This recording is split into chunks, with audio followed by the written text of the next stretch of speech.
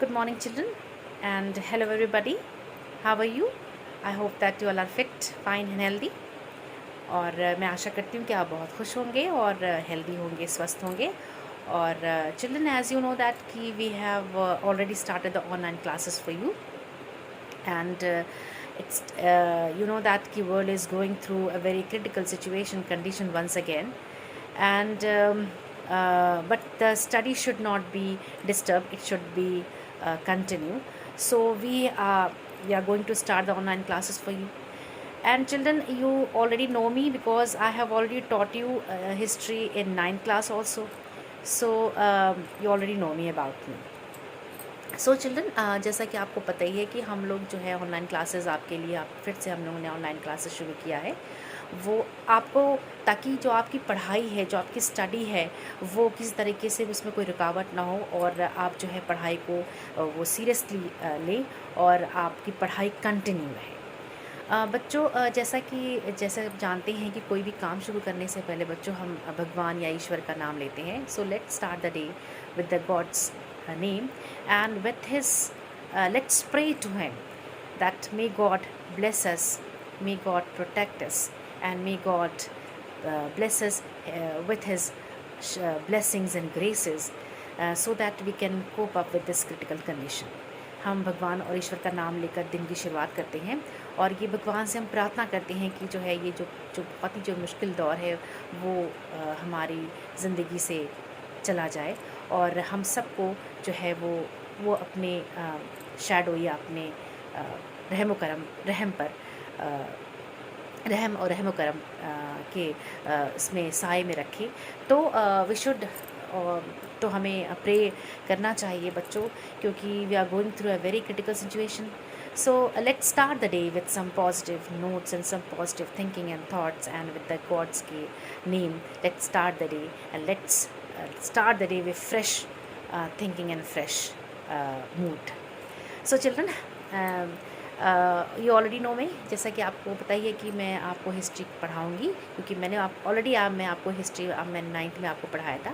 तो मैं आपको 10th में भी मैं आपको history पढ़ाऊँगी.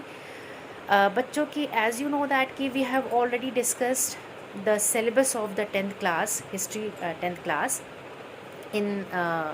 in the class when we have met. When we met in the class, we have already discussed about the syllabus. हमने syllabus के बारे में तभी डिस्कशन किया था जब हम लोगों ने क्लास लिया. हम लोगों ने जब क्लास थी स्कूल में, जब क्लासेस हुई थी, तो हमने already we have discuss. But don't worry about the syllabus, और I will send the syllabus and I will again tell you about the syllabus of the history. So don't worry about that.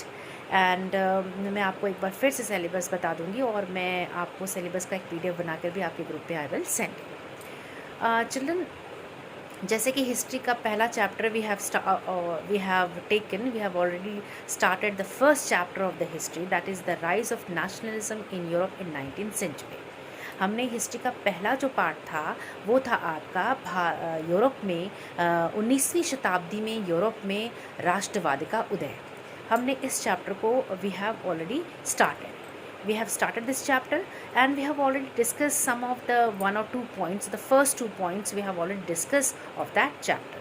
हम जब class लेने में हम लोगों ने जब class किया था तो हम लोगों ने ये चैप्टर जो है शुरू कर लिया था, और इसी चैप्टर का जो 2 पॉइंट था, पहले 2 पॉइंट्स थे और हमने उसको डिस्कशन किया था, उसमें चर्चा हमने की थी.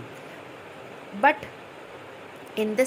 I will start the chapter from the beginning, so that you may able to recall all the points whatever we have discussed. ताकि जो है आगे बढ़ने से पहले हम वो सारे पॉइंट्स को एक बार फिर से रिवाइज कर लेंगे, ताकि आपको वो याद आ जाए, ताकि आगे जो आप शीर्षक पढ़ेंगे तो आपको आसानी से जो है वो शीर्षक समझ में आएगा. So we will discuss and we will revise the points whatever we have discussed earlier in the class. So or you can say that ki I will teach you, I will teach you the lesson from the beginning once again. As a revision, I will also tell some of the important points whatever we have discussed. So children, let's start the day with some positive thought and with some fresh and smiling face. Let's start the lecture. और मैं आपको जो lecture बताऊंगी वो notes के through मैं आपको समझाऊंगी पॉइंट्स में. So if you want to write the notes important points in your copy, so write down the important points in your copy so that you can get your answer more in a perfect way, ताकि that those points will help you in your answers. आपको answers लिखने में और वो points आपकी मदद करेंगे. So please watch the video, listen the video, and please watch and listen the video very carefully, and whatever the points I am going to tell you, whatever the points you are watching, whatever the points you are getting in the video, please write down in your fair copy. और आप उस points को पढ़ भी लीजिएगा, और please read the book also, please read the chapter also. So children, let's start the chapter. So children, सबसे पहले जो है आपका जो हम लोगों ने इस चैप्टर स्टार्ट किया था, यूरोप में राष्ट्रवाद का उदय. हम आगे बढ़ने से पहले हम उन पॉइंट्स को एक बार फिर से रिवाइज कर लेते हैं जो हम लोग ऑलरेडी डिस्कस कर चुके थे. इससे क्या होगा कि आगे के जो शीर्षक होंगे आपको जो भी शीर्षक आप पढ़ेंगे, what ever topic you will study, तो जो भी आप आगे को शीर्षक पढ़ेंगे वो आपको अच्छे से समझ में आ जाएगा. सबसे पहले बच्चों, यूरोप में राष्ट्रवाद का उदय. इस यूरोप में राष्ट्रवाद का उदय की अवधारणा या कॉन्सेप्ट को समझने के लिए सबसे पहले हम समझते हैं कि ये राष्ट्रवाद टर्म यानी राष्ट्रवाद है क्या. What is the meaning of राष्ट्रवाद, what is the meaning of nationalism, यानी राष्ट्रवाद का अर्थ क्या है. तो बच्चों, किसी भी राष्ट्र के सदस्यों में एक साझा पहचान को बढ़ावा देने वाली विचारधारा को हम राष्ट्रवाद कहते हैं. यानी हम सिंपल वर्ड्स में अगर हम बात करें तो हम ये कह सकते हैं कि अपने देश के प्रति जो है वो लगाव, प्रेम और निष्ठा को हम राष्ट्रवाद का नाम दे सकते हैं. या हम किसी राष्ट्र में रह रहे हों और हमारी एक साझी पहचान है, एक कॉमन आइडेंटिटी है. जैसे कि आई एम इंडियन, मैं भारतीय हूँ, तो भारतीय होना जो है यहाँ भारत में हर पर्सन, भारत में रहने वाला हर व्यक्ति की एक आइडेंटिटी जो है, एक जो उसकी जो पहचान है वो भारतीयता से जानी जाती है. तो वो भारतीयता, ये वो उसी साझी पहचान को हम राष्ट्रवाद के नाम से कह सकते हैं. या राष्ट्रवाद की भावना को जड़ जमाने में, और ये राष्ट्रवाद की जो ये भावना थी, जो फीलिंग्स थी, जो नेशनलिज्म की जो फीलिंग थी, जो भावना थी, उसकी जड़ को मजबूत करने में बहुत सारे चीज़ों का जो है योगदान रहा है. जैसे कि राष्ट्र ध्वज, राष्ट्र प्रतीक, राष्ट्रगान, ये सारी चीज़ें जो हैं वो इस भावना को और ज़्यादा प्रेरित करते हैं, और ध्यादा बढ़ावा देते हैं, और ज़्यादा मजबूत करते हैं. तो आपने देखा होगा कि हर देश का अपना राष्ट्रगान है, हर देश का अपना राष्ट्र प्रतीक है, और हर देश का अपना जो है वो राष्ट्र ध्वज है. तो वो राष्ट्रवाद का ये प्रतीक है. तो राष्ट्रवाद को सिंपल भाषा में हम कह सकते हैं कि अपने देश के प्रति प्रेम और लगाव और निष्ठा को करना, और अपनी साझी पहचान को जो बढ़ावा देने वाली जो विचारधारा है उसको हम राष्ट्रवाद कह सकते हैं. ये तो रहा राष्ट्रवाद की परिभाषा बच्चों. अब हम आते हैं मेन मुद्दे पे कि यूरोप में राष्ट्रवाद का उदय हुआ कैसे. ये जो राष्ट्रवाद का जो कॉन्सेप्ट था यूरोप में किस तरीके से जागृत हुआ, किस तरीके से फैला. अब आप कह सकते हैं कि जब 19वीं सदी में हम पढ़ रहे हैं 19वीं सदी में यूरोप में राष्ट्रवाद का उदय. बच्चों, 19वीं सदी से पहले, या हम कह सकते हैं कि मिड ऑफ द 19वीं शताब्दी, यानी 19वीं शताब्दी के मध्य से पहले उनके मिड, यानी 19वीं शताब्दी के शुरू या प्रारंभिक तो हो चुका था, लेकिन उसके पीक पॉइंट पे यानी मध्य से पहले जो बहुत सारे यूरोप देश ऐसे थे जहाँ पर जो कह सकते हैं कि हम उनको उस रूप में हम नहीं जानते थे जिस रूप में आज वो हैं. अब ये यूरोप है क्या बच्चों. यूरोप से पहले हम समझें कि यूरोप है क्या. जैसा कि आपने देखा होगा ना कि जैसे कि इंडिया है, बांग्लादेश है, श्रीलंका है, और ये छोटे छोटे जो देश हैं, जो पाकिस्तान है, ये जो छोटे छोटे देश हैं, ये इन छोटे छोटे देशों को मिलाकर एक बनता है आपका कॉन्टिनेंट, वो है एशिया, जिसको हम एशिया कहते हैं. उसी तरह के यूरोप भी एक ऐसा है जिसमें बहुत सारे छोटे छोटे ऐसे देश हैं. तो इस यूरोप में किस तरीके से राष्ट्रवाद की लहर कैसे आई, ये हम पढ़ेंगे पहले. अब देखिए, जैसे हम कह सकते हैं कि यूरोप के जो छोटे छोटे देश थे, विभिन्न जो ऐसे राज्य थे, ऐसे क्षेत्र थे जहाँ पे अलग अलग तरीके से जो है वो मोनार्की सिस्टम था, यानी वंशानुगत साम्राज्यों का राज हुआ करता था, यानी राजतंत्र का राज था. यानी आप कह सकते हैं कि ये प्रजातंत्र नहीं था, राजतंत्र था, यानी मोनार्की सिस्टम था वहाँ पे, जहाँ पे राजा का रूल होता था, या राजा या सेना या आर्मी का रूल होता था। वंशानुगत माने होता है कि राजा का बेटा राजा, यानी हेरिडिटिकल जो आपका रूल था वो होता था। प्रजा का कोई इसमें योगदान नहीं होता था। तो बहुत सारे ऐसे यूरोप के छोटे छोटे देश थे, प्रोविंसेस थे, क्षेत्र थे, जहाँ पे विभिन्न प्रकार के वंशानुगत साम्राज्यों का राज हुआ करता था। अब ये सभी जो राजनीतिक शासक थे, जिन्हें अपनी प्रजा पे पूरा नियंत्रण था, यानी ये जितने भी ये जो शासन थे, ये जो राजनीतिक शासन थे, जो एक रूल था, राजा का रूल था, उसका नियंत्रण अपनी प्रजा पे पूरी तरीके से बना रहता था। और उस समय जो उस काल में ऐसे बहुत सारे धीरे धीरे जो है जब 19 सेंचुरी 19 शताब्दी का जब आरंभ हुआ, और जब 19 शताब्दी के मध्य तक आते आते यूरोप में एक राष्ट्रवाद को जन्म देने वाली जो धारणा थी, एक फीलिंग थी, जो भावना थी, वो धीरे धीरे जो है वो पनपने लगी। और उसकी वजह से समाज में बहुत सारे बदलाव आने लगे, और फिर उस बदलाव ने राष्ट्रवाद की भावना को जन्म दिया। अब इसका सबसे बड़ा उदाहरण जो बच्चों हम पढ़ेंगे वो 1789 की फ्रांसीसी क्रांति, जो कि आप ऑलरेडी 9th में पढ़ चुके हैं। अगर आपने 9th में फ्रांसीसी क्रांति बहुत अच्छे से समझा होगा बच्चों, तो इस चैप्टर को समझने में बिल्कुल भी मुश्किल नहीं होगा, क्योंकि फ्रांसीसी क्रांति एक ऐसा बैकअप था, एक ऐसा बैकग्राउंड था, एक ऐसी पृष्ठभूमि थी जिसने राष्ट्रवाद की भावना को यूरोप में बड़ी अच्छी तरीके से जो है वो फैलाया, उसको जागृत किया। 1789 में जो आपकी फ्रांसीसी क्रांति फ्रांस में शुरू हुई थी, वो क्रांति जो थी एक सिंबल थी, एक प्रतीक था राष्ट्रवाद के उत्पन्न होने का, जो कि आपके सामने जो है वो हमने 9th क्लास में पढ़ा था। 1789 की क्रांति कैसे शुरू हुई, किस तरीके से शुरू हुई।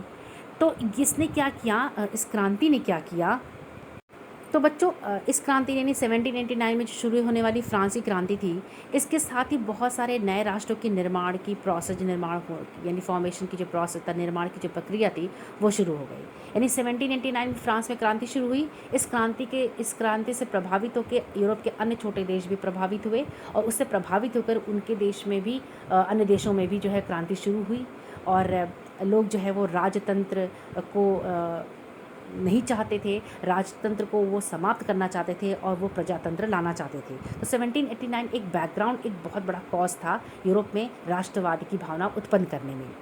अब यहाँ पे क्या हुआ, लेकिन इस जो विचारधारा की जड़ थी, इस जड़ को जमने में, या इस जड़ को बहुत मजबूत बनने में लगभग 100 साल लग गए, क्योंकि कोई भी क्रांति जो है, अगर वो क्रांति को एक कहते हैं जनमत क्रांति होने में बहुत समय लगता है, और कोई भी बदलाव समाज में लाने के लिए जो है वो उसमें भी बहुत संघर्ष होता है। तो इस संघर्ष का जो काल था, ये 19वीं शताब्दी में जब शुरू हुआ, तो लगभग उसके 100 साल लग गए इस क्रांति को सफल बनने में। अब बच्चों इसका जो परिणति थी, इसकी जो नियति थी, जो इसका रिजल्ट था, जो इसकी जो डेस्टिनी थी, परिणति के रूप में फ्रांस एक प्रजातांत्रिक देश के रूप में गठन हुआ। यानी जब फ्रांस की क्रांति ख़त्म, 1789 का जो क्रांति का जो उद्देश्य था वो यही था कि लुईस 16 का राजतंत्र जो है वो ख़त्म किया जाए, और जो है मोनार्की सिस्टम जो है वो ख़त्म किया जाए, और उसकी जगह पे प्रजातंत्र का जो है वो की स्थापना हो। तो 1789 जो है उसके बाद फ्रांस में जो है ये आपकी प्रजातंत्र स्थापित हुआ, और यही सिलसिला जो था यूरोप के अन्य भागों, अन्य देशों में भी चलने लगा, और चलते चलते 20वीं सदी में, यानी पूरे 100 साल बाद 20वीं सदी के शुरुआत के आते आते विश्व के बहुत सारे ऐसे देश थे, यूरोप के देशों के अलावा विश्व के कई भागों में बच्चों ये इस तरह की जो है क्रांति स्टार्ट हुई, और राजतंत्र समाप्त हुआ, और प्रजातांत्रिक व्यवस्था की यानी प्रजातंत्र जो है वो स्थापित हुआ। तो इस तरीके से यूरोप में राष्ट्रवाद का उदय शुरू हुआ 1789 की क्रांति के बाद, यानी 19वीं शताब्दी के मध्य के बाद। तो बच्चों अब अगला शीर्षक आपका है फ्रांसीसी क्रांति और राष्ट्र का विचार। जैसा कि अभी हमने डिस्कस किया, अभी हम लोगों ने पढ़ा कि किस तरीके से यूरोप में जो है राष्ट्रवाद का उदय शुरू हुआ, और उसकी लहर कैसे दौड़ी। तो उसका सबसे बड़ा जो पुशअप था, बैकग्राउंड था, पृष्ठभूमि थी, वो थी फ्रांसीसी क्रांति। अब ये फ्रांसीसी क्रांति किस प्रकार जो है वो पहला एक्सप्रेशन या अभिव्यक्ति बनी यूरोप में राष्ट्रवाद को जन्म देने के लिए, चलिए इस बारे में हम थोड़ा सा डिस्कस करते हैं। हम ऑलरेडी ये पॉइंट डिस्कस कर चुके हैं, लेकिन एज अ रिवीजन हम एक बार फिर से करते हैं, ताकि आपकी जो अगला शीर्षक है वो आप अच्छे से उसको क्लियर समझ सकेंगे। तो जो ये फ्रांसीसी क्रांति अब राष्ट्रवाद की, यानी इस राष्ट्रवाद की जो पहली अभिव्यक्ति, यानी फ्रांसीसी क्रांति जो थी वो राष्ट्रवाद की पहली अभिव्यक्ति थी, यूरोप में राष्ट्रवाद को जन्म देने के लिए या उसको प्रेरित करने के लिए। तो राष्ट्रवाद की जो सबसे पहली और क्लियर अभिव्यक्ति थी वो यूरोप में वो थी आपकी फ्रांसीसी क्रांति, यानी जो 1789 में शुरू हुई थी। और जब फ्रांसिस आपको ये याद होगा या आपको पता होगा, आपने 9th क्लास में पढ़ा था कि 1789 में जब फ्रांसीसी क्रांति शुरू हुई तो फ्रांस एक ऐसा राज्य था, एक ऐसा प्रोविंस था, एक ऐसा राज्य था जिस पे जो है जिसके संपूर्ण भूभाग पे, जिसके संपूर्ण ज़मीन पे या भूभाग पर एक निरंकुश राजा का आधिपत्य था, जो था लुइस 16। और ये फ्रांसीसी क्रांति से, जब फ्रांसीसी क्रांति शुरू हुई तो इस क्रांति से जो राजनीतिक और जो संवैधानिक बदलाव हुए, उससे उनमें क्या हुआ, उनसे जो प्रभुसत्ता थी, यानी जो फ्रांसीसी क्रांति से जो आपके ये राजनीतिक और संवैधानिक जो चेंजेस हुए, यानी पॉलिटिकल और कॉन्स्टिट्यूशनल जो चेंजेस हुए बच्चों, उससे ये रिज़ल्ट हुआ, ये परिणाम हुआ कि उनसे जो प्रभुसत्ता थी, यानी जो रूल था, जो शासन व्यवस्था थी, वो राजतंत्र से यानी निरंकुशवाद से, यानी राजा के कंट्रोल से, राजा के नियंत्रण से निकलकर फ्रांसीसी नागरिकों के हाथ में आ गई। यानी ये फ्रांसीसी क्रांति जो थी वो निरंकुशवाद को समाप्त कर दिया। उस समाप्त करने का एक कह सकते हैं हम आपको कि एक कदम था। और प्रभुसत्ता यानी जो रूल था, फ्रांसीसी शासन के जो सत्ता का जो रूल था, वो राजवंश यानी राजतंत्र से निकलकर फ्रांसीसी लोगों के हाथ में आ गई। और इस क्रांति ने ये भी घोषणा की कि अब जो फ्रांसीसी लोग होंगे, अब लोगों द्वारा जो है वो राष्ट्र का गठन होगा, यानी फॉर्मेशन होगा, और वे ही जो है उस अपने देश की नियति को तय करेंगे। यानी लोग ही जो है, लोगों की जो भागीदारी होगी, जो लोगों का पार्टिसिपेशन, अब लोगों का पार्टिसिपेशन जो होगा वो सत्ता में होगा, और लोग ही अपने देश की नियति को तय करेंगे, ना कि कोई राजा। तो अब और इसलिए बच्चों बहुत, अब ये क्रांति की जो एक ये पहली अभिव्यक्ति थी, यानी राष्ट्रवाद को जन्म देने की जो ये अभिव्यक्ति थी, जो ये एक्सप्रेशन था, जो ये सिलसिला था, ये फ्रांसीसी क्रांति ने फ्रांस में शुरू किया, और जिसका सबसे बड़ा जो असर था वो यूरोप के बहुत सारे देशों में हुआ, और इस तरीके से यूरोप में राष्ट्रवाद की लहर जागी। अब शुरू में प्रारंभ में ही जो है वो फ्रांसीसी क्रांतियों ने ऐसे बहुत सारे स्टेप्स, ऐसे बहुत सारे कदम उठाए जो कि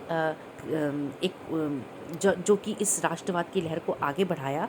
और उन्होंने जो क्रांतिकारी थे, उन्होंने ये कदम उठाए जिनसे कि फ्रांसीसी लोगों में एक सामूहिक पहचान की भावना पैदा हो सकती थी। यानी जो है क्रांतिकारी लोगों ने एक ऐसी साझा पहचान बनाने की भावना स्थापित करने के लिए उन्होंने बहुत सारे ऐसे कदम उठाए कि जो है अब राजतंत्र से निकलकर सत्ता जो है लोगों के हाथ में आ गई। और क्रांतिकारियों ने जो है एक ऐसे अनेक कदम उठाए, ऐसे अनेक स्टेप उठाए जिनसे फ्रांसीसी लोगों को एक सामूहिक पहचान की भावना, जिसमें फ्रांसीसी लोगों में क्या हुआ, एक सामूहिक पहचान की भावना पैदा हो सकती थी।